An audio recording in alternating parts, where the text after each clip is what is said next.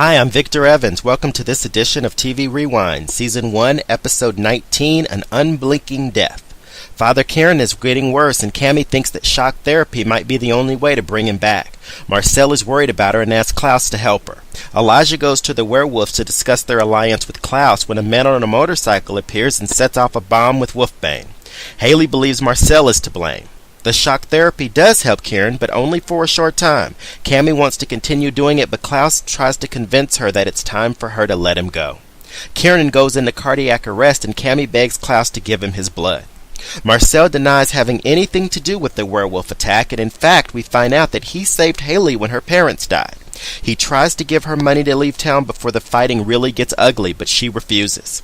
He told her that the man on the bike had a gambling problem and had dealings with the humans at the casino. However, we find out that Oliver was behind the wolf attack. He wanted to get the pack upset to fight against their enemies. He confesses this to Evie, who was injured in the attack, but he kills her so she would not reveal his secret. Kieran awakes from his death and is in vampire transition. However, he refuses to feed, so he decides to die.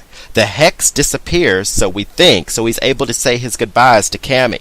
The wolves are frenzied, and Oliver makes his move for power. Klaus accuses the witches of the wolf attack, but Genevieve denies it. She also tells him that Father Kieran's hex will come back, and the boundary spell will not hold him. The hex does come back, and he goes after Cammy. Klaus saves her and has to kill Kieran. Klaus allows Marcel to come back into town and comfort Cammy.